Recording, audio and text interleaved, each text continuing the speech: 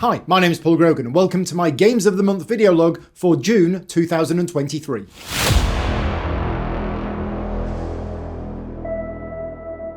In this video I'm going to be talking about all of the games that I've been playing since the last video log, which went out I think at the end of May. So yeah, you're going to have pretty much a whole month's worth, but I'm going to do something a little bit different. I'm actually recording this on Friday, what day is it? Friday the 30th of June. But tonight, I've got friends coming over for a game, and tomorrow is my birthday games day, where I'm going to be playing games all day tomorrow. So what I'm going to do is I'm going to record most of this video log today, but because I'm not going to be able to get it edited and uploaded until next week, I'm then going to record an addendum to this on Monday, where I will be recording the rest of it. So part one of the video is here today, me sat here, and part two of the video, which will be merged together, so it will all be one video, will actually be filmed on probably on Monday, maybe on Sunday. We'll see how we get on. So yeah, welcome. Big thank you to all of my Patreon supporters that make these videos possible. I receive no sponsorship for any of these videos, and all of the advertising revenue goes to charity. And a big thank you to everybody who's watching these videos, because yeah, all of that advertising revenue goes to charity. As always with these videos, I do rely on the thumbs up and the comments in the video to help the infamous YouTube algorithm. So if there's any of the games that I talk about here that you want to add your thoughts on, whether you like it or whether you don't like it, please let me know. I always love hearing back from you, and I do try and reply to every comment. Just before we dive into the games, I just wanted to give everybody a quick update on the situation that I talked about in the last video log. So, last video log was recorded the day before I went to UK Games Expo. And that morning, just before I left for UK Games Expo, I was going to the dentist. So I was going to the dentist to have a crown refitted, a small filling on one of my front teeth, and a temporary filling on my wisdom tooth, because I've got problems with one of my wisdom teeth, and basically they needed to extract it, but that's a hospital appointment that's going to be in a year's time. So what they were going to do is they were going to do a temporary filling in there.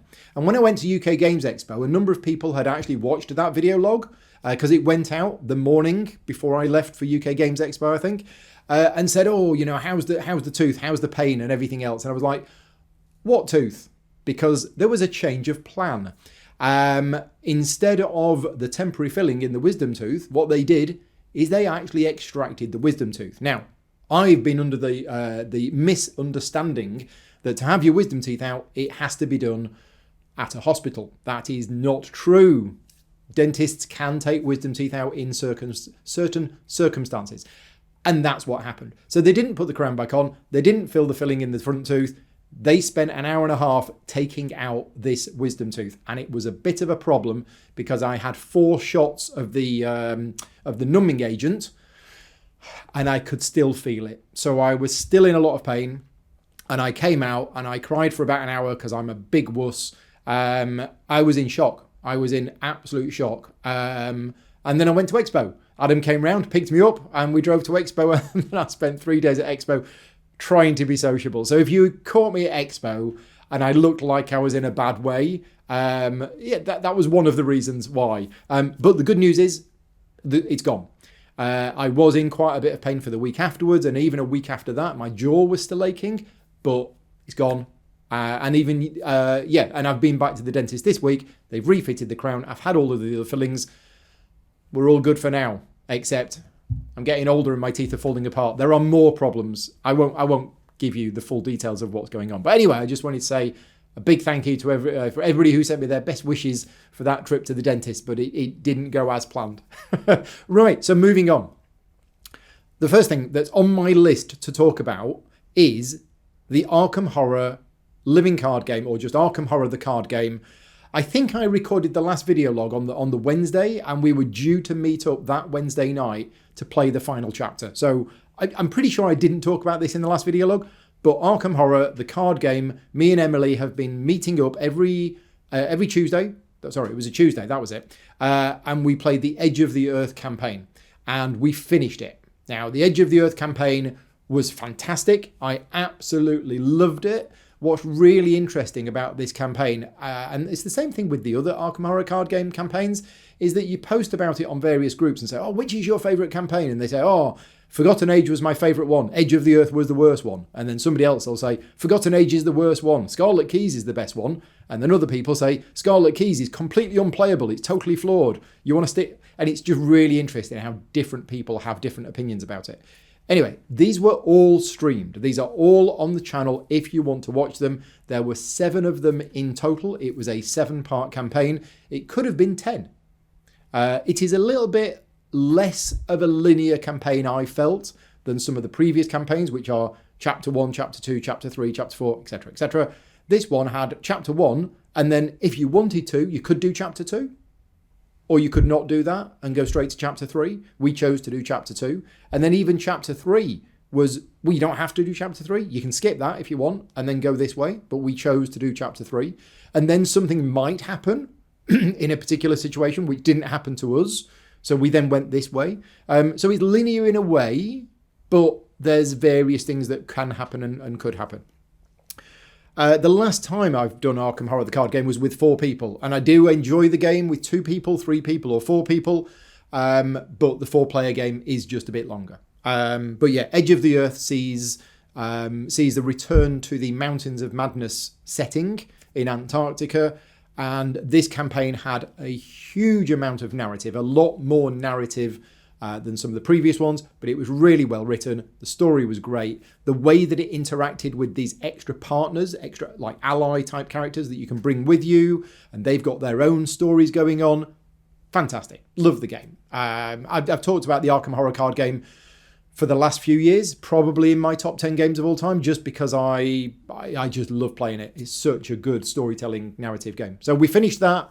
Will there be more Arkham Horror coming to the channel at some point? Yeah, I mean, I've got the Scarlet Keys. Well, I don't own the Scarlet Keys, but I haven't played that yet. I've got Innsmouth, which I've not played. I've got Dream Eaters, which I haven't played. So I've still got 2 other campaigns that I've not played yet. Probably look to getting back to that next year, because I think the rest of this year is already pretty busy.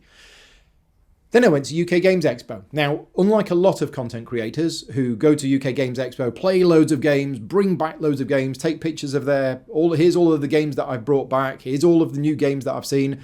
I don't do any of that. I go to UK Games Expo with a different head on, just because of the nature of my work and the position that I have in the industry. So I was actually demoing for Queen Games in the morning. Got a little fly in the room. So I was demoing Marrakesh and New York City at the Queen Games booth each morning. Big thank you to everybody who swung by the booth to say hello, dropped off various gifts and Jaffa cakes and things like that, and also got a demo of the game. Love demoing games. I love demoing games that I think are really good games as well. So that was good for me. But then I took the afternoon to basically meet up with Patreon supporters, friends, have a chat with some clients. You know, there was a lot of people there who I've worked with over the years that I wanted to go and see. Some people who I just know and kind of wanted to stop by and have a chat. And that takes a lot of time. So I didn't get chance to play any new games at Expo at all. In fact, the only games I played, so on the Thursday night when we got there, me and a group of Patreon supporters, we met up in the open games area. And I personally played a couple of rounds of Scout, a couple of rounds of No Thanks, and a few rounds of Just One. Just nice, light games. And I've spoken about these before on the channel. These are all great games to play in that particular setting. It's the first day before Expo. We're all tired. Well, I was tired anyway, because I just had the tooth out. I was still in shock. And we just want something fun. And all of these games are great. So Scout, No Thanks, Just One, all really good party-style games, but with a bit of bite, that they're not just silly throwaway games.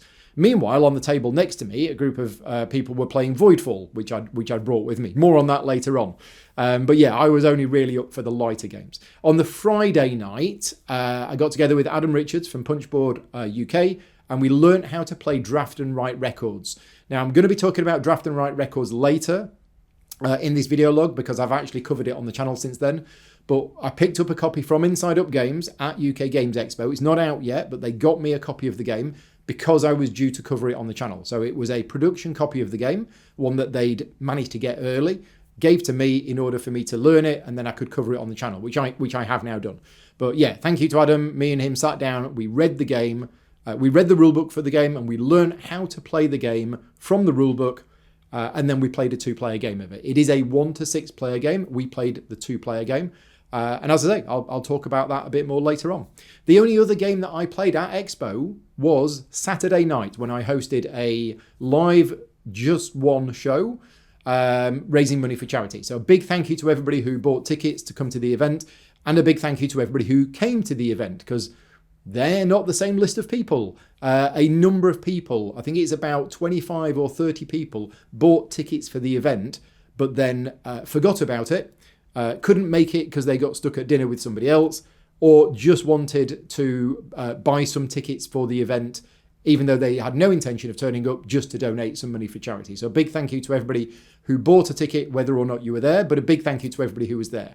And I also wanted to say a big thank you to some of the publishers who I've worked with over the years for contributing a whole bunch of prizes which we gave away as part of this event. So we have Asmodee UK, who contributed quite a few games, Czech Games Edition as well. We had Board and Dice, we had Osprey Games, Folded Space gave me 2 inserts of our choice, and Looking Duck Games as well. So yeah, huge thank you to those publishers. Basically didn't advertise this beforehand, but everybody who attended the event got a raffle ticket, and then we did a random draw and lots of people won lots of prizes. So thank you very much for that. This is basically a live show where I'm on stage, 5 people in the audience come up, get given a word, they write down the synonym of that word, and I try and guess what it is. Basically, it's just like Just One. But some idiot, about 10 minutes before we started, came up with the bright idea, wouldn't it be good if rather than using the words that come in the box, we let members of the audience choose the words instead? So, yeah, it kind of worked. And I'm glad we did it, but there were some very memorable moments. In fact, the last word that we did. And at this point, I'd actually got a couple of guests with me to join me on stage. So JP and Adrian from the Hughes Turn Is It Anyway podcast, they were with me on stage. And it was interesting because Louisa had gone round the audience and somebody had said, "Oh, I've got a word." So what's the word? And I didn't see this going on. This was all happening sort of not quite behind the scenes, but you know. And then the 5 people that were waiting at the front, which would be the next 5 people to come up on stage, 4 of them didn't know what the word meant. So that was a good start. Now, I didn't know this was happening. I didn't find this out until later. So lots of them were having to Google what the word meant. Anyway, they came up on stage, they wrote the 5 words on their whiteboards, and we looked at them and we were like, absolutely no idea. And the thing is, when you're playing Just One, even if you don't know all of the words in the box, you kind of know what kind of words are in the box. Well, suddenly, when you decide that you're going to let the audience choose the word, you're like, oh gosh, it could be absolutely anything. So we looked at these 5 words that we got, and we didn't know at all what the word was.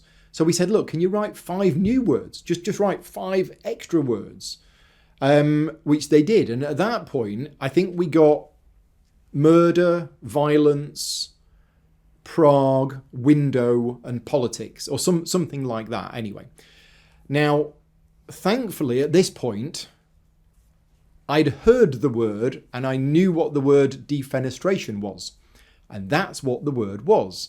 So correct me if I'm wrong on this, but I think there was a famous event called the Defenestration of Prague, where it was a political coup or something like that, and lots of politicians got thrown out of windows, and it's called the Defenestration of Prague. Now, I'd heard the word defenestration and I knew what it was. It was the act of killing somebody by throwing them out of a window. JP and Adrian had absolutely no idea what the word was, as did most of the audience have no idea what the word was. So it was just a really memorable end to that event. So speaking of Just One, I got asked at the start of this year, what is going to be the game that you've played the most this year?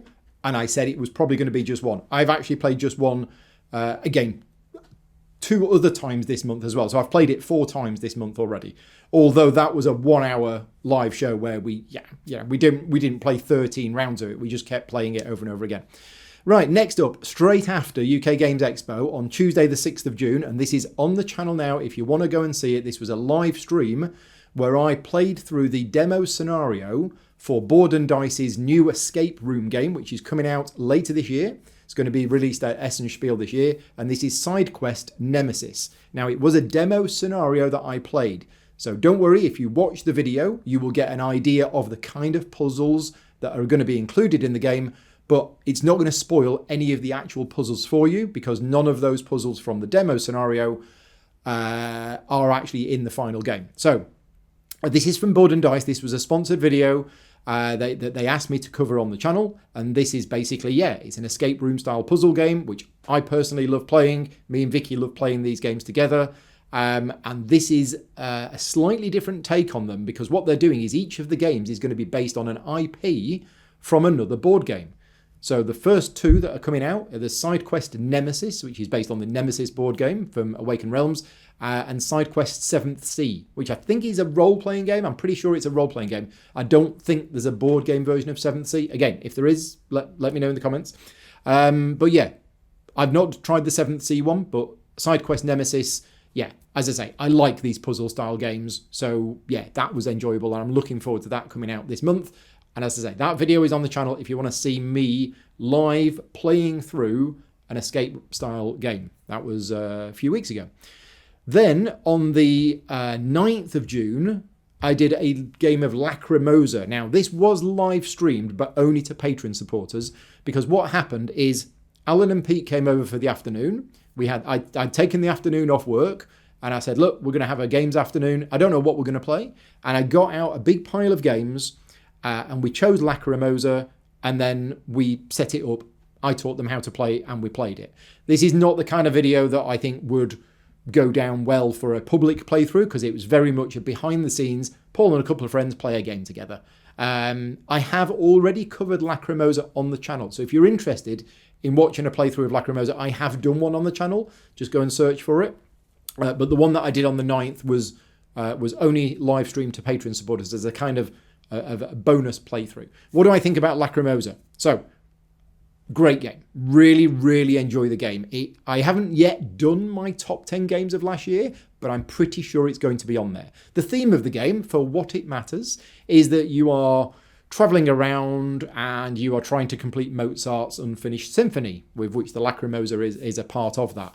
But mechanically, it's very, very good. Does the theme come across in the game? It does a little bit. Some people say absolutely not. There's no theme in the game whatsoever. I think there is a little bit of theme in the game, but most of it, 90% of it, is mechanical. And the mechanisms of the game are fantastic. I really love the card play, the way that the game is structured, the length, the complexity of the game. It's a good weight for me. Yeah, I really like all of the different options in the game and how it all fits together. So yeah, that's Lacrimosa. Really like the game. Not saying it's my favourite game of last year. Don't know where it would be in my top 10. Possibly even top 5. Just really good. I think I've played it 3 times now. Anyway, that's Lacrimosa. Next up, the 9th, also the 9th, is Draft and Write Records. I said I was going to talk about it. As I said, Pete and Alan came over. We're also joined by Stuart, and we did a playthrough of Draft and Write Records. This is on the channel now. So if you want to go and see Draft and Write Records, I did a tutorial and 4-player playthrough. So the start of the video is the tutorial where I taught them how to play, and then we do a 4-player playthrough. And a couple of days later, I've done a solo playthrough. So both of those videos are on the channel now if you're interested. Draft and Write Records was a game that was funded on Kickstarter.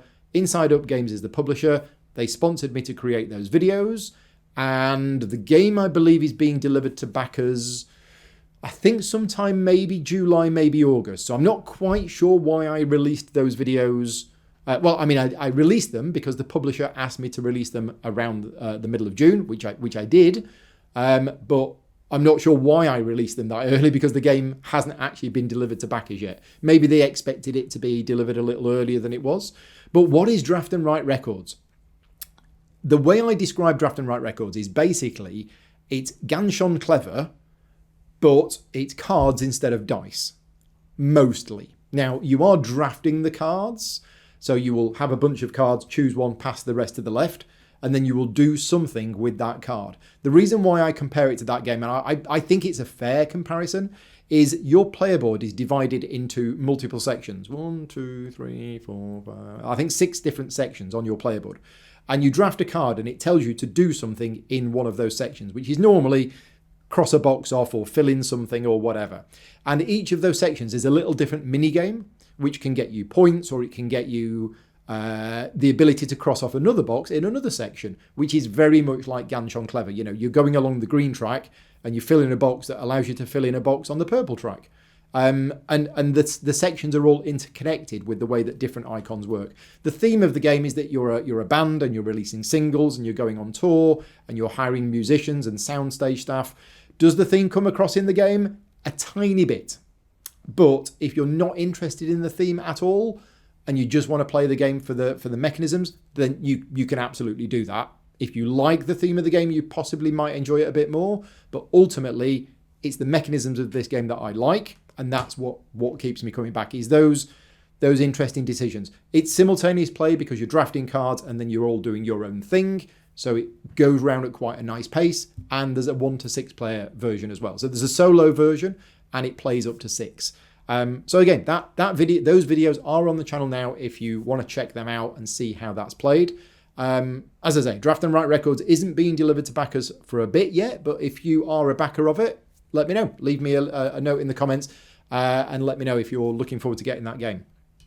Next up, 2 games of Voidfall. So I actually played Voidfall on the 7th of June and again on the 12th of June. Now, for those people who don't know, Mindclash Games have commissioned me to create the official how to play video for Voidfall, and as part of that process, I have to learn how to play the game. Now, I had played it a while back during the actual original Kickstarter with the 2 designers, Nigel Buckle and David Turksey, but it's been a while, and I couldn't remember how to play the game. Turns out a lot of it did come back to me. About 75% of the game did come back to me. But on the 7th of June, a couple of my Patreon supporters offered to give up their time to teach me how to play the game. That was live streamed. As I say, that was a live stream to Patreon supporters. That wasn't a public live stream because it was basically a very much behind the scenes video of Paul being taught how to play the game. And then on the 12th of June, I invited 2 friends over, and we did, again, another private live stream. So this is, if you're a Patreon supporter of mine, you would have been sent an email which would have given you access to this if you want to watch it. This is me teaching 2 other people how to play the game. Now, why are these videos Patreon only and not public live streams? It's not because I want to put a lot of my content behind a paywall. I don't like the idea of that.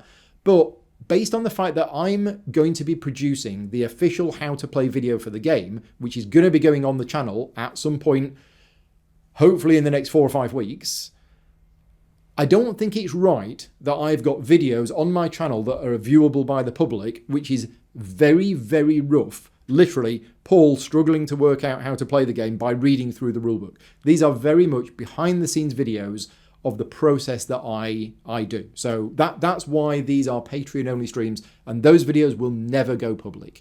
Now, at some point, I will be doing a proper playthrough video of the game, but it will be one where I know how to play the game. I've got all of the cameras set up properly, and it's not the very rough ones that these were. So Voidfall, bearing in mind that Mindclash are one of my clients and they have commissioned me to create the how to play video for the game, Voidfall is the game that I have been waiting many, many years for, because as somebody who has spent a lot of time and played Twilight Imperium a number of times, and also Eclipse First Edition and Eclipse Second Edition, but eventually, after many, many plays over many, many years, went off these games because ultimately, whilst they contain lots and lots of great stuff, there's the dice for combat. And the dice for combat for me never sat well with me. Not in a competitive game anyway. So both of these games, Twilight Imperium and Eclipse Second Edition, have moved gradually from the games room to secondary storage to tertiary storage to I can't see me ever playing these games again. And then Voidfall comes along, which offers a similar experience but with deterministic combat. Now, if you're somebody who loves Twilight Imperium and Eclipse and you don't mind the fact that you're rolling a whole bunch of dice in combat to see how the combat rolls, then you might not want to play Voidfall.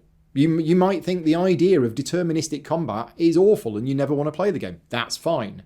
But if you're like me and you want that in a game, for a game of this length, depth, complexity, and everything else, then Voidfall is the answer to all of your questions. It is an epic space game. I'm low. I kind of don't want to call it a 4X because there isn't really exploration in the game. You do lay out the galaxy at the start of the game, so there isn't really any exploration.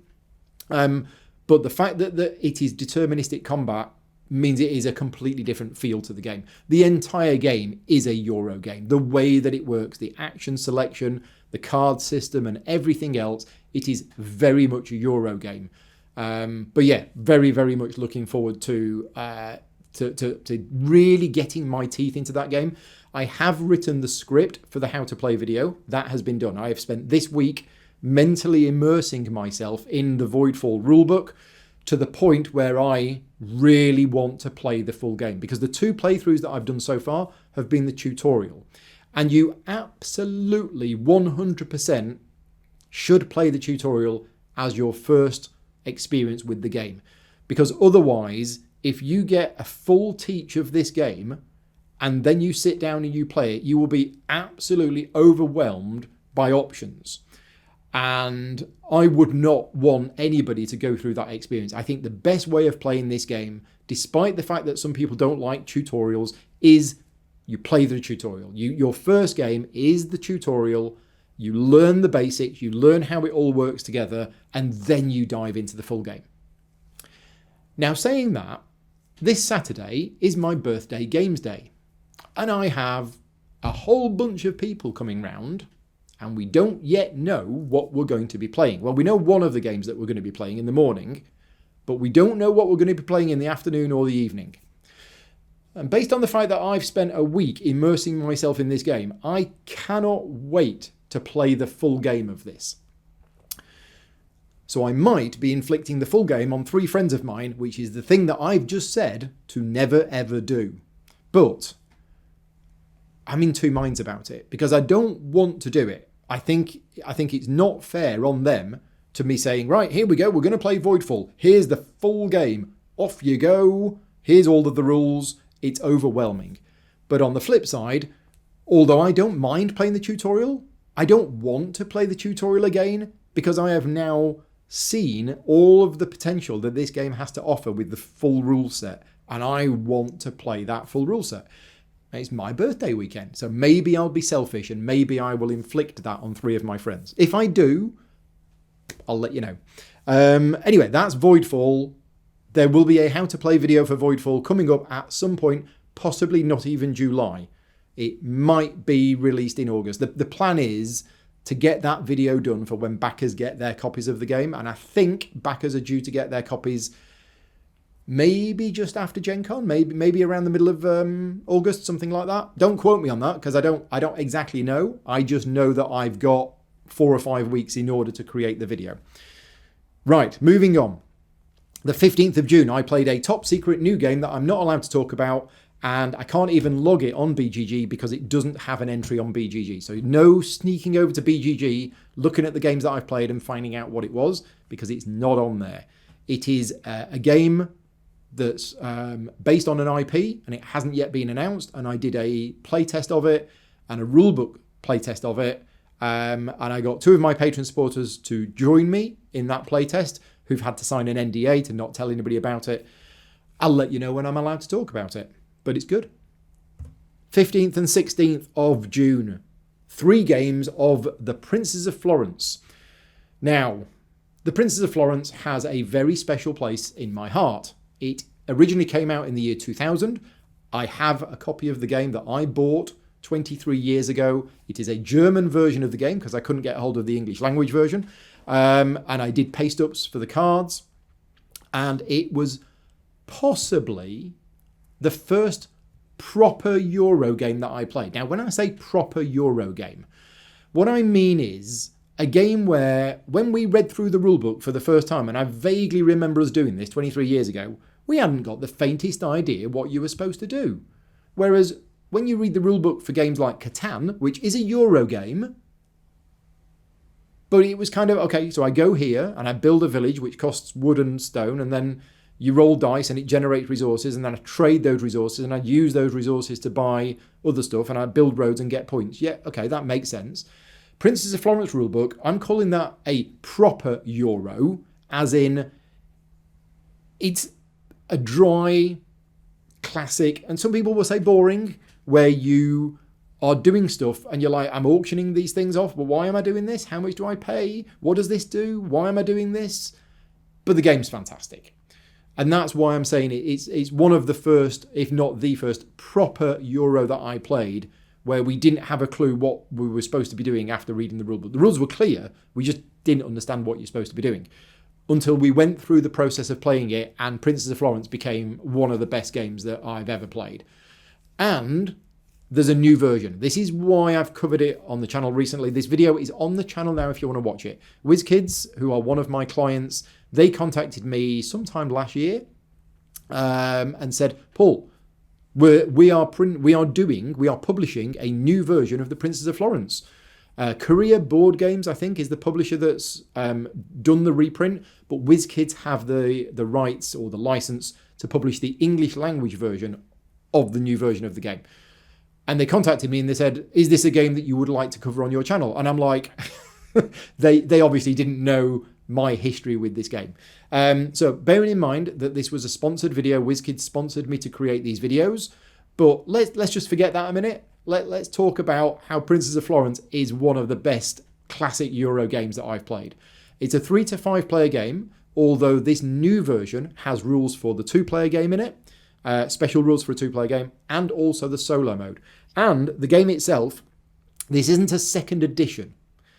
They've not changed anything. The game is exactly the same as what it was. Nothing has changed in the game at all, other than they have introduced special rules for 2-player, a solo mode, the Princess and the Muse expansion, which I believe was published previously, and also a cooperative build mode variant. So it's the same game from before, but with all of this extra stuff added in there if you wanted it. What they have done is they've updated the rulebook to a more user-friendly style and updated all of the artwork and all of the graphic design, because the original one was a bit beige. The game itself is exactly the same as it was before. 3 to 5 players is the core player count, and I spoke to a number of people when I got this new version, and they went, oh, you never play it at 3. It's only really, really good at 5. It's okay at 4, but it doesn't work at 3. That's what people were telling me. I had my own opinions on that, which are it does play better at 4 and 5 than it does 3, but our playthrough was a 3-player game. And if you want to see that, it is on the channel now. It's a tutorial and playthrough of the Princess of Florence, and we did a 3-player game. And it works perfectly well at 3. As I say, it is more interesting with 4, but it's not that the 3-player game is unplayable at all. It was really good. So yeah, that's on the channel now. I haven't covered the solo mode yet. I am keen to cover the solo mode. Maybe I'll be covering that at some point soon. We will find out. Right, so that's the Princess of Florence. Next up, also on the 15th, and this is another interesting story that I'd like to tell you. I have been saying now for about 2 years that Codenames is a game that I am unlikely to ever play again. Now, I have played it online using the Codenames game interface, but the physical game, I haven't played it in over 2 years. Now, for those people who don't know, I was involved in the Codenames project when it was being developed. I was working a lot with Czech Games Edition at the time. I helped come up with the list of 400 words. I had input on that. I was at Gen Con when it was first released. I was doing demos of it. I've been doing demos of this game. I've played it 200 times, maybe 300 times. Huge fan of it. And I think what it's done for the hobby is just amazing. However, I can't ever see a situation where if we have the choice of playing Codenames or just one or So Clover, that I would play Codenames. And the reason for that is I think Just One and So Clover are better games than Codenames. This is no slight on Codenames, no knock on it, but Codenames does have that situation of the Spy Master's silence, where they're sitting there staring at the table for 3, 4, 5 minutes while everybody else is not really engaged with the game. Just One and So Clover don't have that. All players are engaged pretty much at all times. So that's why I think I would always prefer to get those out. However, It was the local games club. It was in the evening. We'd played our game of Princes of Florence. We then had a bit of a chat. And then we thought, right, we've got time left. Let's go and see what everybody else is doing. And there was a game of Codenames being set up on another table. So it was like, oh, okay. Well, let's go and join in then. And it was great. And I really enjoyed it. And this is a game where if there were 6 of us sat around saying, oh, we've got half an hour free, what should we do? I would have got out just one. But as it was, they were all setting up Codenames. And I went over and I said, oh, do you want another player? Yeah, sure. Okay, so I joined in. Helped them a little bit with some of the rules because I think they were punching out the copy. Some of them have played it before, but some of them hadn't, so they weren't sure on a couple of the rules. And it was great. We played about 3 or 4 rounds of it, and it was really good to go back to it and play it again. And I'm really happy that I was I wasn't forced into doing it, but the opportunity was there, and I took that opportunity. And as I say, I wouldn't have presented that opportunity myself, so it was really good to play it again. Next up, on the 20th of June, and one of these videos is on the channel now. This is Terraforming Mars, Ares Expedition, Crisis Expansion, Solo Playthrough. So I actually did 2 solo playthroughs of the Crisis Expansion for Ares Expedition on that day. One of them was in the afternoon, which was live streamed to Patreon supporters who were watching me and helping me learn how to play and pointing out the bits that I was forgetting. And then I did another playthrough of it in the evening, which went out live to Patreon supporters. But then I took the video down, re-uploaded it later, and that is on the channel now. So if you want to see a solo playthrough of the Crisis Expansion for Terraforming Mars Ares Expedition, go and check it out. I put it up on the channel about a week ago. That is there now. Now, in the past, I have said that although Terraforming Mars is one of my favourite games, I absolutely love Terraforming Mars, and I am enjoying it more and more and more every time I play it, and I've probably played it now about 40 times, and I still want to play it more. I also like Ares Expedition. I still prefer the base game Terraforming Mars, but I do like Ares Expedition as well. But I have gone on record and have said that the solo modes for both Terraforming Mars and for Ares Expedition, I don't like. I don't think the solo modes for those games are good solo modes. And the reason for that is the idea of the solo mode is that you need to terraform the planet within a certain period of time. Now, one of the things that I like about Terraforming Mars and Ares Expedition is that every card is balanced. Sure, you're going to get some cards that are better for you at a certain time, but every card is balanced. So I've got this card, right? It's a huge cost to play, and it does a little thing, but it gets me 3 points. Well, 3 points in the competitive game is huge, right? Whereas I've got this other card. This is a really bad card, okay? I'm going to set off a nuclear weapon. The heat is going to go up, which is great for me. I'm going to get this, but it's worth -1 point.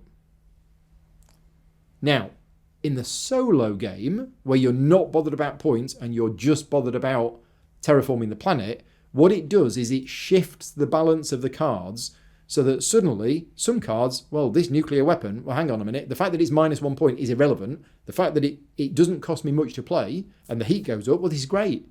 So what I'm saying is, in a game where you've got a massive deck of unique cards, the luck factor of whether you get the good cards or not in a solo game, that's where it falls down for me. And I know there are people out there who love the solo game of Terraforming Mars. For me, it's just like, well, did I get the good cards or not?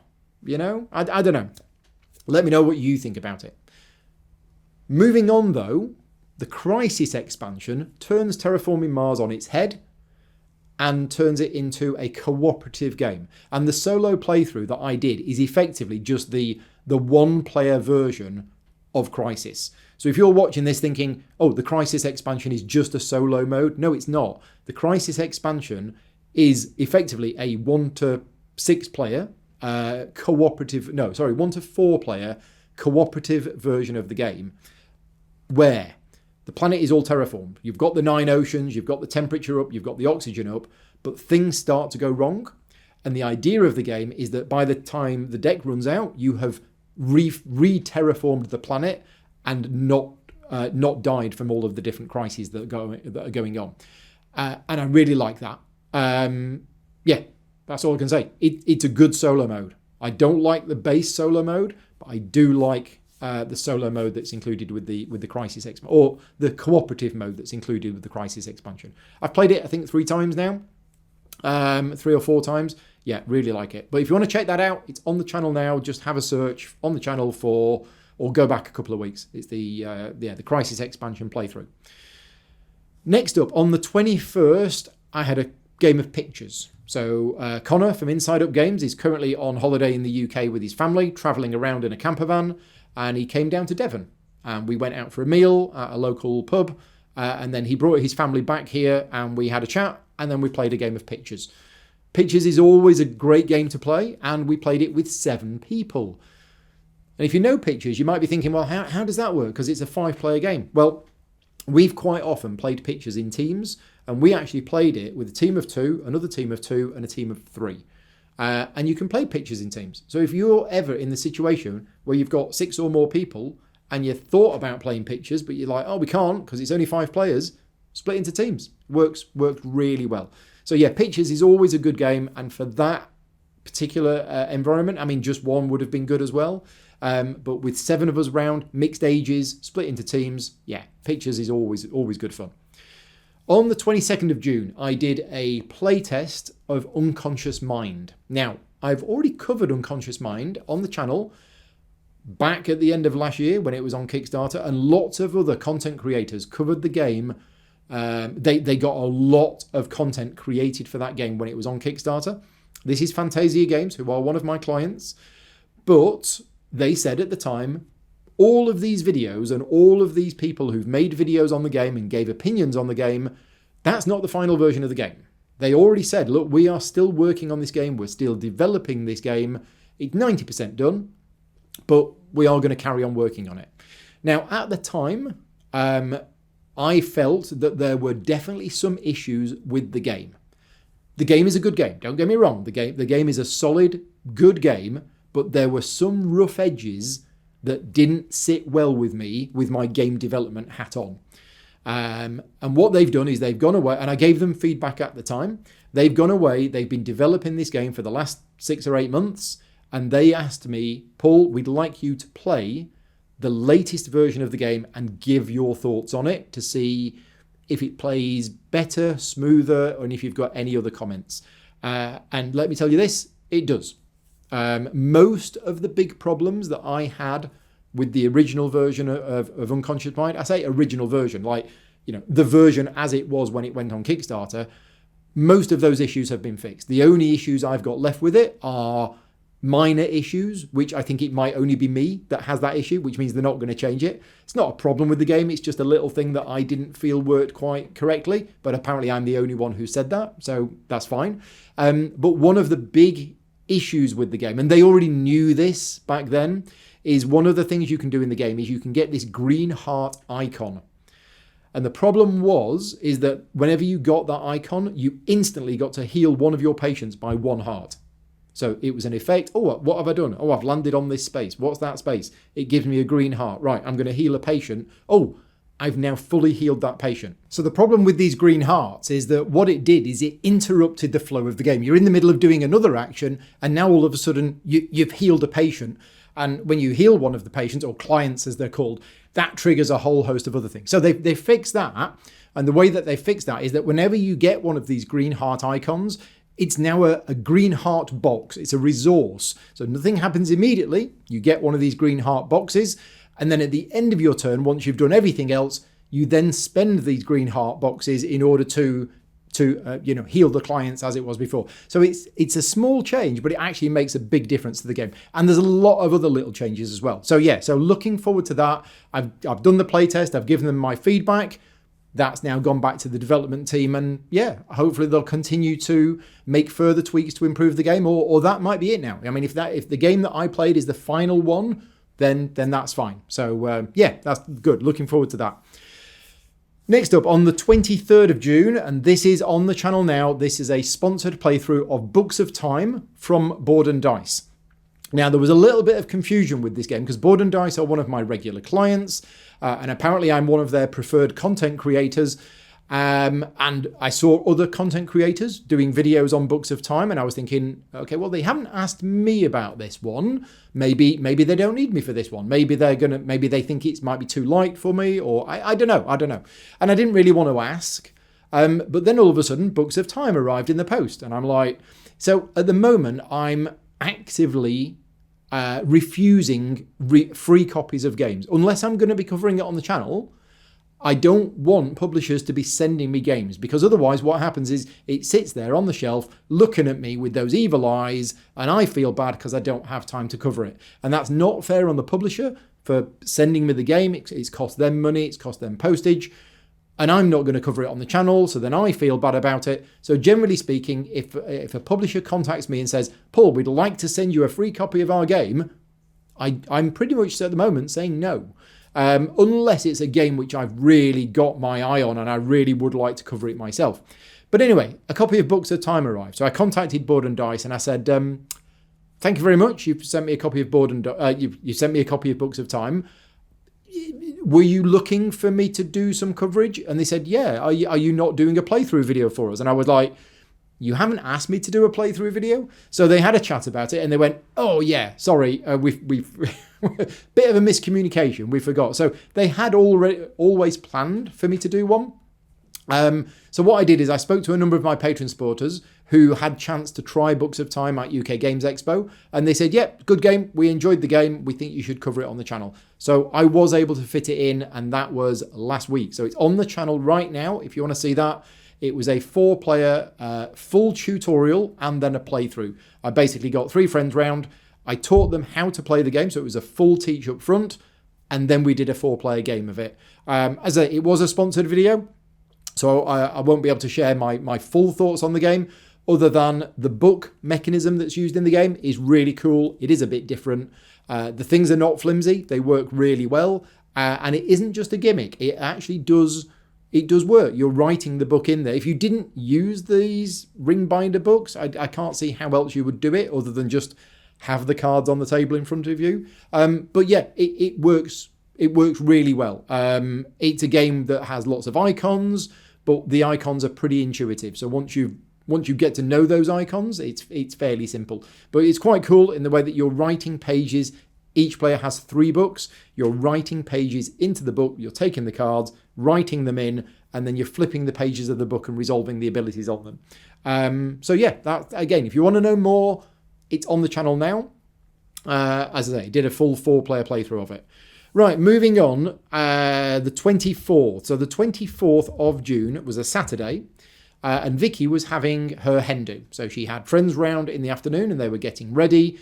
And then they were going out for the evening for a hen do where they went to make cocktail making and things like that. She didn't want me around the house, pretty much, because I said, well, if you're going to be doing a hen do, I should probably do some games. You know, I want to play some games. It's an opportunity for me to get some friends round and play some games.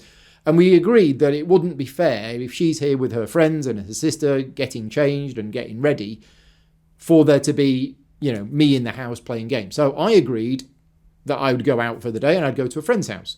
And a friend of mine, local friend of mine, Mark, he was very gracious and he said he'd be happy to have us round. So we went round and Mark made an amazing chili for us all, which was fantastic. But I got to play something that I've been wanting to play for about 2 years. This is a crazy idea and I needed some kind of special occasion for me to do it. And we played Terraforming Marses. It's basically Terraforming Mars, but with 2 maps. We thought about 3, and then we decided that would be too much. We use all of the expansions, including some fan-made promo cards that were just bonkers, and some of them we removed as we were playing them because they were totally OP. But yeah, we played with all of the expansions, and we played on 2 maps at the same time. It took us... I don't know how long it took us. It took us about 6 hours. But interestingly, I think we only played for 10 generations. It might have been 10, maybe 11 generations. And we were expecting it would be maybe 12 or 13 or something like that. So yeah, it was a really, really good day. Let me know in the chat, in the comments, if you've played it. If you have played Terraforming Marses with more than one map at the same time, let me know. The rules query that we had, we weren't sure what to do, was on the cards with parameters. If a card says requires 3 oceans, is that 3 on one of the maps or 3 on both of the maps? Yeah, we weren't sure what to do. We played it that if a card specifically affected one map, like placing a marker token on it, then it only applied to that map, but otherwise it had to be both. So if you had a card that said requires 3 oceans, it requires 3 oceans on that map and 3 oceans on that map.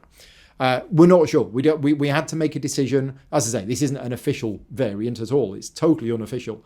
So we just had to make something up. But it was good fun.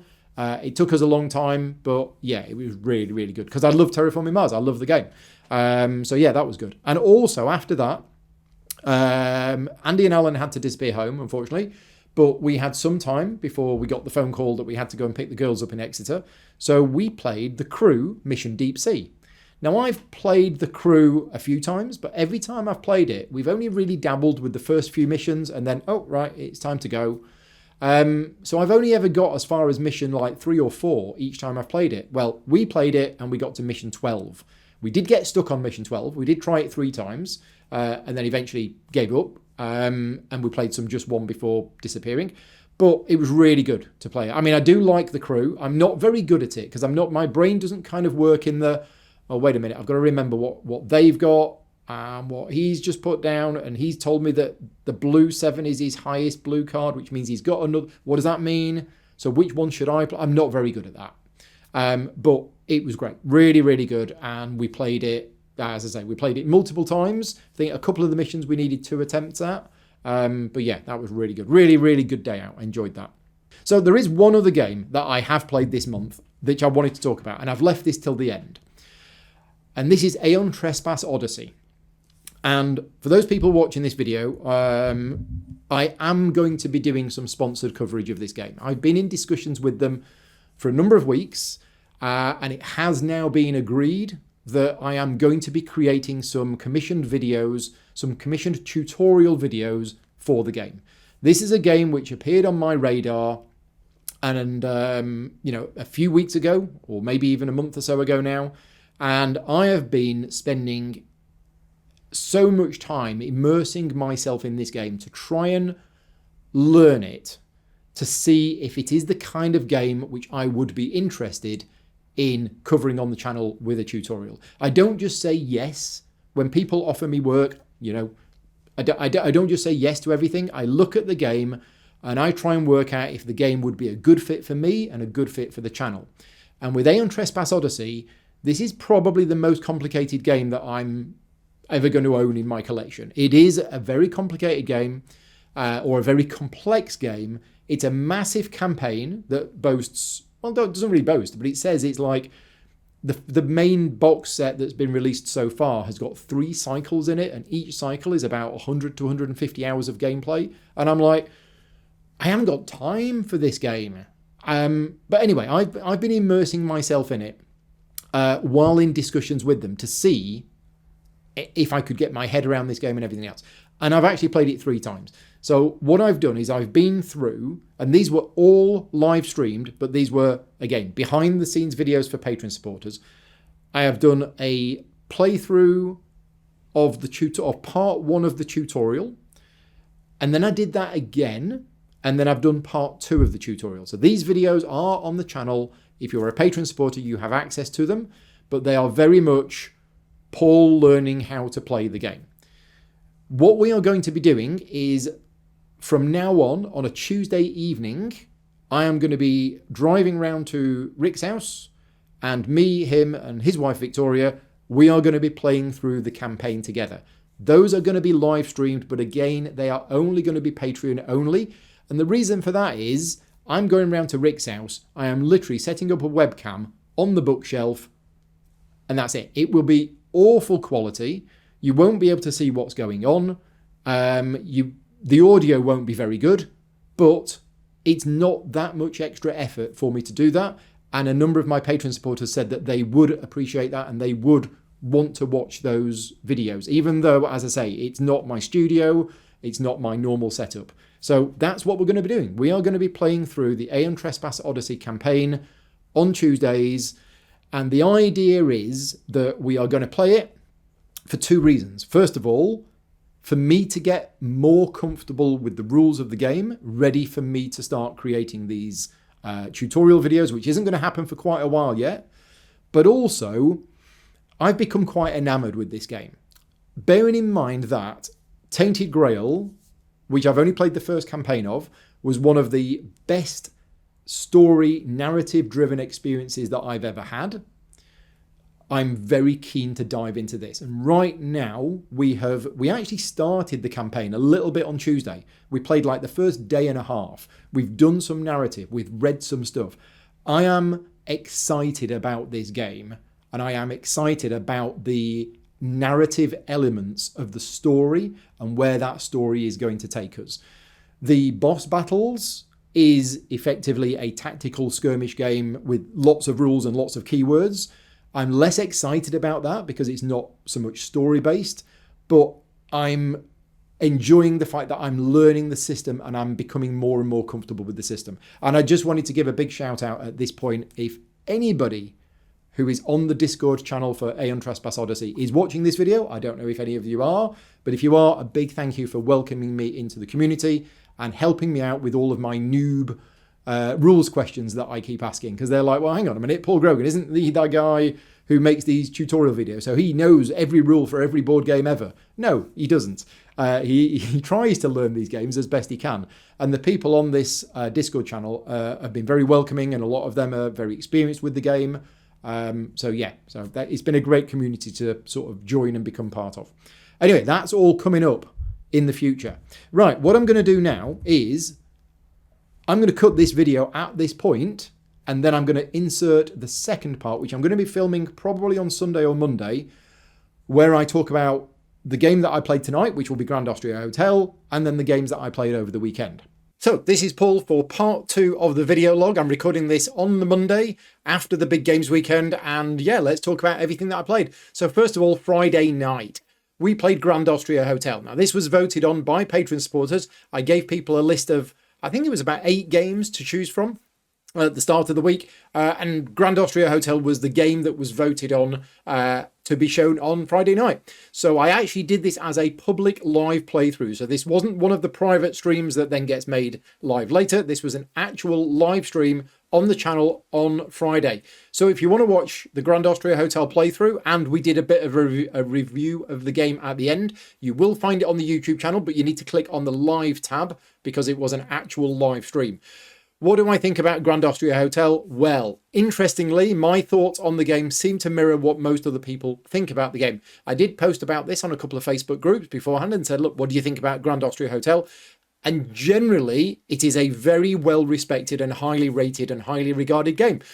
And I agree. I think it's a very good game. In fact, if you look back years ago, I actually did a review video on this game, where I think I said I pretty much liked the game then.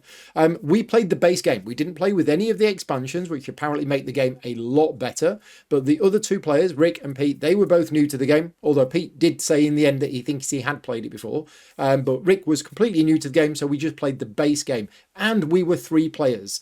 So the big problem with Grand Austria Hotel that lots of people talk about is the fact that the turn order sequence is a snake style. So it will be player 1, 2, 3, 4, then 4, 3, 2, 1. And that means if you're the first player in a round, great, you've got first choice, but then you have to wait 6 more turns before it's your turn again, or 7, depending on how you count it. And that is a bit of a problem with downtime. We played it 3 players, so that's less of an issue. And I did really enjoy the game. Since playing it on Friday, I have now punched out all of the other stuff from the expansion. And I do want to try it with the expansion. I haven't actually played the expansion myself at all. But yeah, I've heard it makes the game better, and I'm now keen to try it again. So that was Grand Austria Hotel, an older game, but very much enjoyed playing it again. And Grand Austria Hotel, although it's quite some years old, is still a perfectly good game now, as good as it was then. Right, then on the Saturday, I hosted a games day for my birthday. It's actually my birthday today, but over the weekend was when I had people round on the Saturday, and we did an all-day games day. We started at 10 o'clock in the morning with Unfortunately for me, a little bit of work. I say unfortunately for me, it actually turned out to be really good and really enjoyable. But I'd agreed with Wallace Designs to do a sponsored playthrough video for Martin Wallace's new Fighting Fantasy Adventures game, which is live on Kickstarter right now.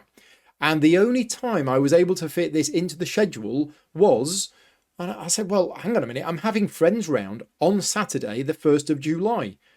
You're launching the Kickstarter on Saturday, the 1st of July. So why don't we do a live stream to celebrate the fact that it's launched on Kickstarter, and we'll do it on that day. So ideally, when I'm having one of these games days, I don't like to sort of mix work with it because it does add an extra layer of stress. But it was the only option that I had, and it was actually really good. So really good start to the day. This is on the channel now if you're interested in seeing it. It was a live playthrough of the demo scenario for the Fighting Fantasy Adventure game, which is, as the name, as you might suspect, it is based on the IP Fighting Fantasy Adventures, but it is a cooperative card-driven game rather than reading through the book. It is an adaptation of the books, although the demo scenario is a scenario that's been created by Martin himself. I think it's by Martin. I assume it's Martin. Apologies if somebody else created it and I'm not giving you the credit. But yeah, it's a demo scenario, so you're not going to get any spoilers and you will see how the game plays out. But effectively, what's going to come in the box is 5 adventures, which is based on the original story. So there's Warlock of Firetop Mountain, Island of the Lizard King, Death Trap Dungeon, and Forest of Doom that they've split into 2 parts.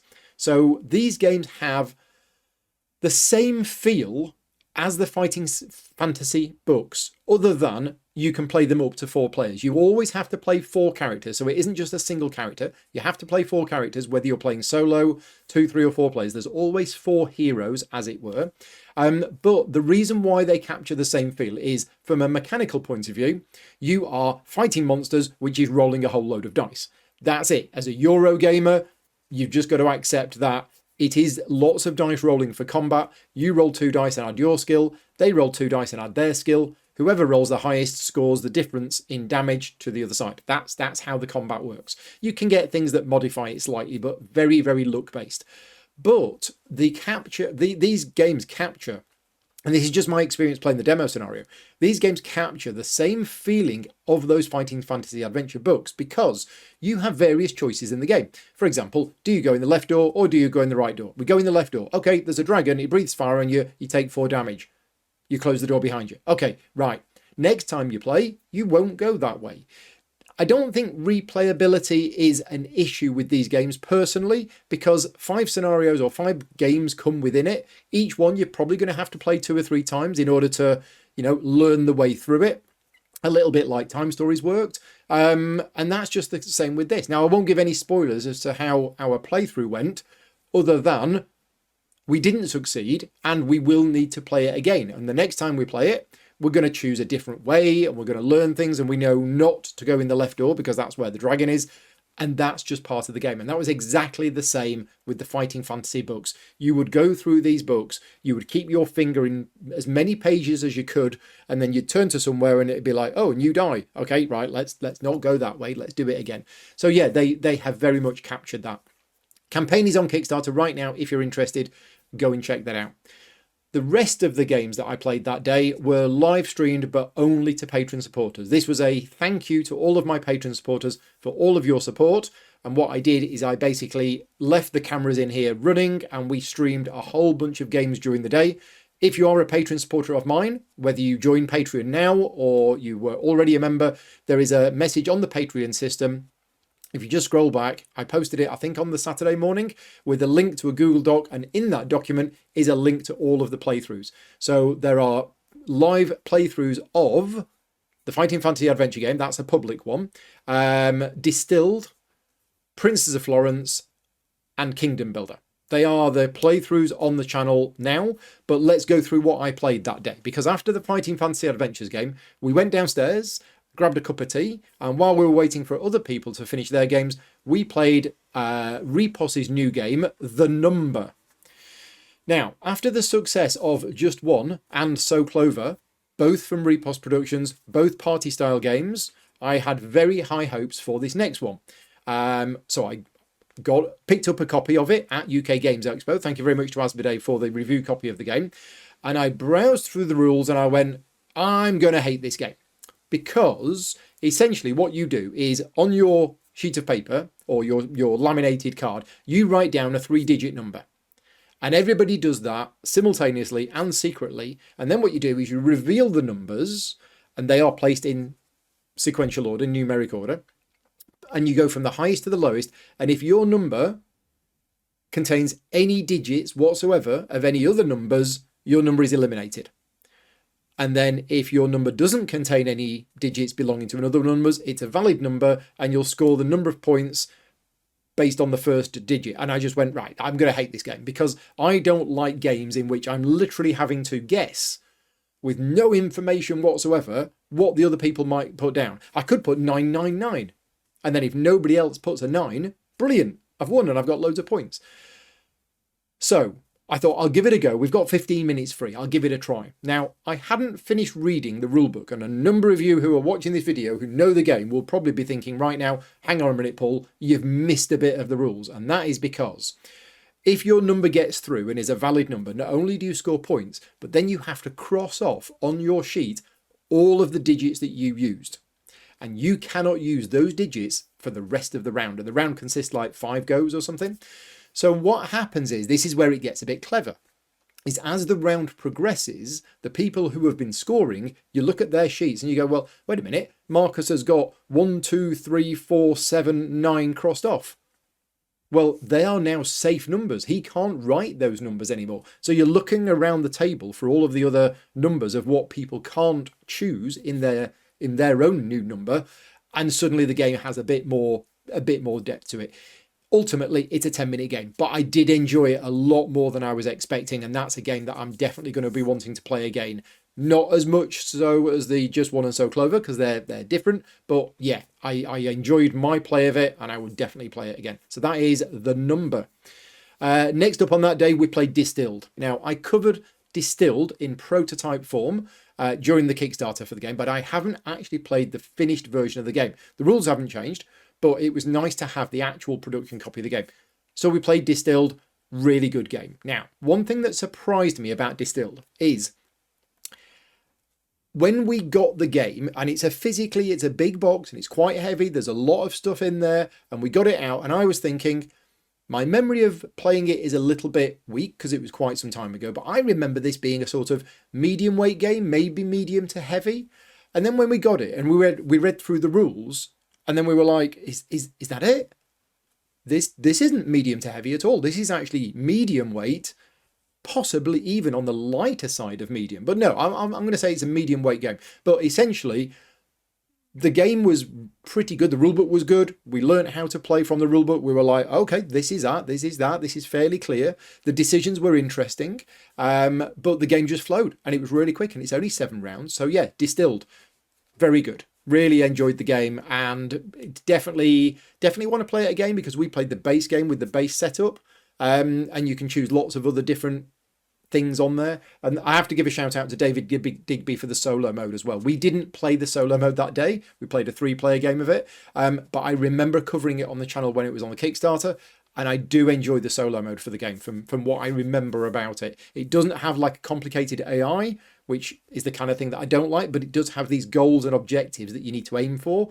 So it actually gives the solo game, a bit of a kick. You're not just trying to score as many points as you can. You've actually got these objectives to try and achieve. But anyway, as I say, if you're a Patreon supporter and you want to see us playing Distilled and having a chat about it, that's on the channel now. Also, Princess of Florence. So Mark came over for that day, and Mark was interested in playing Revive, and I think he had some people planned because Revive's his favourite game of the year. And then he got there and he said, actually, Paul, have you got time? Do you want to play Princess of Florence? Because he'd heard me talking about it, and I'd said how good it was, and there were 5 of us that were free. So we played a 5-player game of Princess of Florence. Now, I've already spoken about Princess of Florence on this video, so I won't go into that many more details, other than to say, wow, what a game. This was a 5-player game, which has a very different feel to the 3-player game, and I convinced them to play with the cooperative building rules. Now, what that means is you actually join the player boards together, And whenever you are about to build a building, you can negotiate with either of your neighbours on the left or right to build that building across the border of your 2 player boards. And if they agree, you both get the benefit of that building. So the way that it works is, and if you don't know the game, this won't make much sense, but essentially you've only got 14 actions in the entire game. And if I'm going to spend one of my actions to build a university, and I'm going to build it on the border between my territory and your territory, you are going to get the same benefit from that building as I am. I'm going to get the 3 points for building it, but you are going to get all of the other benefits for that building. But you're not spending an action to do so. So I'm going to say, well, look, I want you to pay me for building this building, basically to allow you to use this building. And suddenly the entire game had this extra level of player interaction, which worked really well. I felt it worked really well. There is a big benefit as well, especially in a 5-player game, because what will happen is you'll be like, well, I'll build the university there because that's a good building for this particular character. And then I'm going to use that character to produce a work of art. And then what they do is they recruit that character, and then they use that character who goes, wait a minute, I've been to work in this university before. It looks very much like the other one, except I've come in the back door this time. Anyway, Princess of Florence, 5-player with the cooperative building rules. Wow, what an experience. And the group that I played with as well, it was really good. There was a lot of banter and everything else. So yeah, that was fantastic. Again, if you're a patron supporter and you want to see that, 5-player playthrough with the cooperative building expansion, the cooperative building variant, that is on the channel now. Also, this wasn't streamed, but we were downstairs and we played Amul. Now, Amul is a game which I rate very highly. In fact, much, much higher than most other people seem to rate it. This is a game that came out, I think, 2019. I actually did a sponsored playthrough of it at the time because Loud to Pellet were one of my clients and it's one of their games, although Stronghold Games did the US distribution, and it came out, hardly anybody knew about it, hardly anybody heard about it, and then it just disappeared. This is a game that's not left my collection because I think it is a really good game. And there were 7 of us and we had about an hour.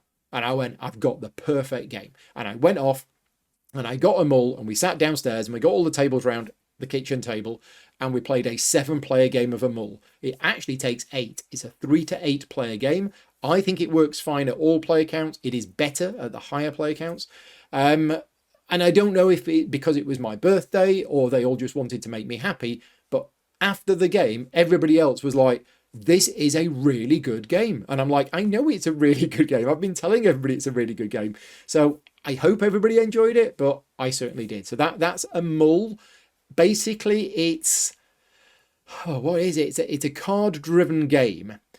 Sort of a bit like Seven Wonders, except you're not drafting the cards by choosing one and passing them to the left. What happens is every round you've got a hand of 5 cards. You put one of them into the market. So everybody puts a card into the market. Then all of the market cards are revealed, along with some ones that were in there anyway. And then, in player order, everybody takes a card from the market. So you could take the one that you put in, or you could take another one, whatever. And once everybody's done that, you've got 5 cards in hand again. Everybody then plays 1 card. That's the Seven Wonders bit, is that you're choosing a card to play, but and then they're all revealed simultaneously and they all do things. But instead of choosing the cards and passing them around to the left, you're putting one into the market and then everybody takes one from the market. But essentially what you're trying to do is you're trying to score points, and all of the cards score points in different ways, but there's a lot of interaction between the cards. And yeah, there's a set collection mechanism for the gold and the silver and the silks. Some of the cards have to be kept in hand until the end of the game, and you can't play them during the game. So you've got to be, they're taking up space in your hand because the hands don't change. You don't like get 5 new cards at the start of each round.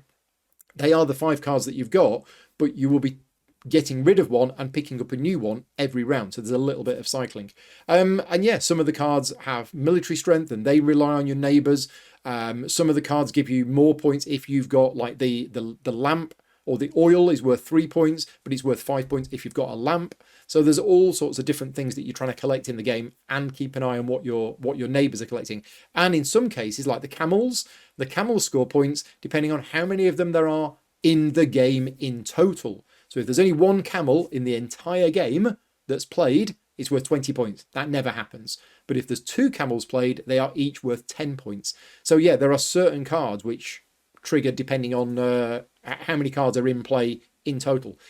If you're interested, as I say, if you're a patron supporter, no, in fact, this wasn't streamed, this was downstairs in the kitchen. But if you're interested, go back a few years on my channel, search for Amul, AMUL. There is a 3-player playthrough of it on there, which gives you an idea of how it plays. But as I say, it does play up to 8. Great game, really good game. Back upstairs, we played Kingdom Builder. Now, I'm a big fan of Kingdom Builder, but I've only got the base game of Kingdom Builder. However, Queen Games are one of my clients, and recently Queen Games did a big box Empire Edition, all of the expansions, bigger boards, bigger cards, 3D printed plastic miniatures for all of the buildings, of which there's a lot. And this was streamed as well to Patreon supporters. So again, if you want to watch a 4-player game of Kingdom Builder with this new Empire Edition deluxe version, we did just play the base game. We didn't play with any of the expansions because a couple of players were new. But yeah, really enjoyed that. And then to finish the night off, we did the traditional just one. So as always with these games nights, whoever's left at about 10:30 at night, we all go downstairs and we play for about an hour and we play just one. And it's always good fun. And that's a nice night, nice end to the evening. And that's it. That's all of the games that I played on Saturday. I didn't play anything on Sunday and I haven't played anything today. So yeah, that's pretty much everything. And now I'm back with all of the games that I've been playing online over the last month. So this is a list of the games that I've been playing asynchronously using Board Game Arena and the Terraforming Mars website that we use. So yeah, I'm just going to run through all of these games. And as I mention every month, I'm logging these games in BGG on the date where the game finished. Some of these games only take a few days to play. Some of them have taken a few weeks to play. But the games which have finished in the last month is Teotihuacan. Congratulations to Ian for winning that game. That finished earlier this week. I've played a game of Kingdom Builder. I can't remember exactly when, but it was a 2-player game that I played with somebody. Yeah, I can't remember. I just went online one morning on the iPad. Somebody was playing Kingdom Builder looking for another player, and I was like, yeah, I really like Kingdom Builder, and I don't do very good at it. So I want to play Kingdom Builder more so that I actually become good at it, and I'm still not there yet. 2 games of Terraforming Mars that have finished. I'm basically always in a game of Terraforming Mars. Every time a game finishes, I start a new one. And this is using the online website that is totally unofficial, but it's free to play, and I'm using that all the time. So yeah, I had some really good games on there. In fact, I played my first game on there with the Turmoil expansion in preparation for Saturday so that I could start to learn how Turmoil works. Also played a game of Lost Cities online. Again, that was just another one with a random stranger where I saw the game and I thought, oh yeah, I haven't played Lost Cities in a while. Ginkgopolis was a game played with patron supporters, and also a couple of games of War Chest. So every so often we run a tournament system using Board Game Arena or some other website, and the current tournament we're running is War Chest. I won my first game, I lost my second game. So I don't know how long that tournament has left to run or when round 3 starts. But yeah, they're all of the games that I've been playing online asynchronously over the last month. Right, let's talk about other content that has been on the channel recently. First of all, my latest How to Play video for the Steffenfeld City Collection went live a few weeks ago. This is Marrakesh. Marrakesh is my favourite of the 4 city games that have been released so far. It's the only new one in the series, and in fact the next 2 in the series are also re-implementations of older games. I think Game 7 is a new one as well. Either Game 7 or Game 8 is a new one. Can't quite remember. But if you want to learn how to play Marrakesh, my How to Play video for that game is online right now. I've also been, I've been on a couple of podcasts. So I was on the Board Game Geek podcast with Candice Harris, where we talked about our favourite games that use dice in clever ways. I will put a link to that in the description of this video. It's no longer on the front page of BGG as of yesterday, but it was on the front page of BGG for a few days because that was the latest episode. So yeah, if you're interested in seeing that, I've met Candice once, briefly at Essen, where we waved at each other and said hi, and that was about it. So I didn't really know that much about her, but it turns out that we have very similar tastes in games. So a lot of the games that she was talking about as being her favourite games, I was like, yeah, these are some of my favourite games as well. So that was just a really nice thing. And if you're interested in that, we talk 5 games each, games that use dice in clever ways. Also, I was a guest on the Chance Encounters podcast. So the Chance Encounters podcast is the people who run the Chance Encounters board game cafes around the country. And they invited me onto their podcast where they set a very interesting situation. And I set the situation, and they each have to come up with the best board game to use in that situation. Again, I'll put a link to that in the description of this video, but the situation that I used was, 2 people are getting married, and you've got one half of the family and you've got the other half of the family, and they're meeting each other for the first time. What's the best game that you would use in that situation? But then I threw in a little twist, and I won't spoil what the twist is if you want to go and watch the episode, but a few minutes in to them thinking about what might be a good game, I threw in quite a bit of a twist. So yeah, that was on there. That was fun to be on. I also did an interview with Isaac Childress. That's just gone on the channel. That was live this week. So if you're looking for that, that's in the live tab on the YouTube channel, because it was a live stream where I got to chat with Isaac for about an hour and a half. We talked about all the Gloomhaven stuff that's coming out in the next few years, but we also had a good chat about various other topics as well. I've known Isaac for a few years. We've become friends, so I felt that interview was more like 2 friends having a chat rather than an actual interview, and I'm not a very good interviewer anyway, so yeah, that was good. And also, and I'll put a link to this in the description as well, the Board Game Barbecue podcast, of which I am a patron supporter of, they have just had their awards for 2022, and they got me to introduce one of the awards. So I introduced the Heavy Games Award for 2022, where I got to basically explain what I think is a heavy game, and then they go on to the nominations and who won it. So yeah, I'll put a link to that in the chat now. They are other content that's been out there that I have been on. So what's coming up over the next few weeks? Well, there's going to be quite a bit happening over the next few weeks. First of all, I'm going to be playing more Aeon Trespass Odyssey. That will be every Tuesday, certainly for the foreseeable future. And that will be private videos. I will post about them on the Patreon channel, but those videos won't go public for the reasons I mentioned earlier on. I'm going to be covering the expansion to Hamlet, which arrived. There's bits of it on the table. That arrived yesterday. So I've got a date for that. That is going to be going live on the 11th of July. And we are going to be doing a live stream of Hamlet with the expansion on the day it goes live. So we've got it planned for, I think, 3 o'clock in the afternoon on Tuesday, the 11th of July. That will be happening.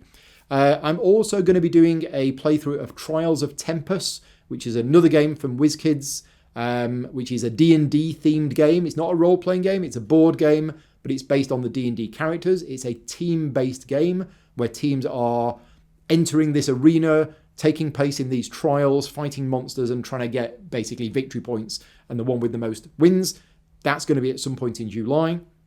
And I'm also going to be going to the 24-hour charity event run by Dan Apsey to raise money for charity. Now, I'm not going for the full 24 hours because I'm not able to do that anymore, but I will be going for the whole day on the Saturday. There's going to be lots of other playthroughs happening here and there. I've got a couple of solo playthroughs planned as well. But then, after that 24-hour charity event, I am going into self-isolation because the wedding is at the start of August. So me and Vicky have agreed that we are basically not going to be having anybody else around the house. We're not going to be going anywhere else. We will have to go shopping, but we'll probably do a stockpile. And the plan is that we're going to be self-isolating until the wedding. Now, that doesn't mean I'm not going to be doing any coverage at that time. I am going to be doing some coverage. I have various playthroughs booked in, but it will be playthroughs where it's me at home connecting to other people remotely. So I'm going to be doing Midhalla at one point, and I'm also going to be doing Ascendancy. Although the Ascendancy video I don't think is going to be going live. In fact, both of those videos, I will be filming them during that period where I'm self-isolating, but I don't think either of those videos are going to be going live until probably a week or two later, probably after the wedding, actually. But yeah, and I'll probably be doing some solo playthrough stuff. Remember, my main priority for July is I'm going to be filming the how to play video for Voidfall. That is the main focus, but I'm going to try and get in a lot of other stuff as well where I can. Next up is just a quick Patreon update. As always, as I mentioned at the start, these videos are not sponsored in any way, so a big thank you to all of my Patreon supporters for making these videos possible, and a lot of the other ones that I've done as well.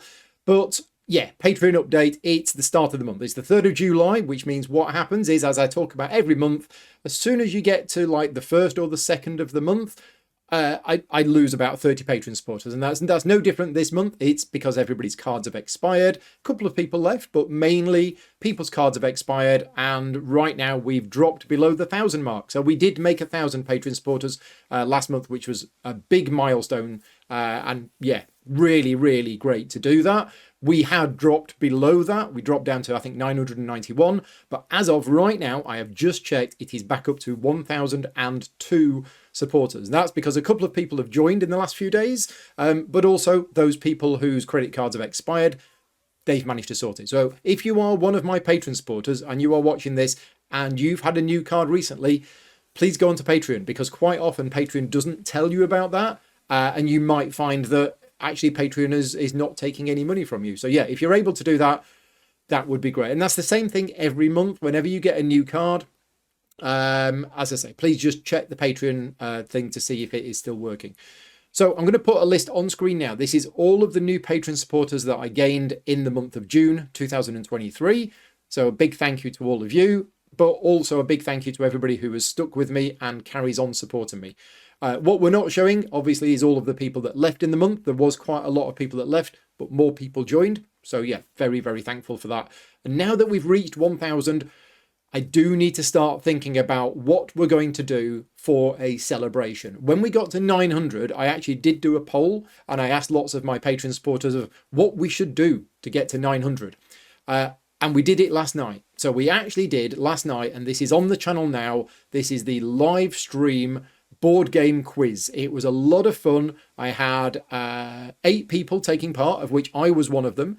So Rick kindly offered to host the event. He was the quiz master, and he was setting the questions.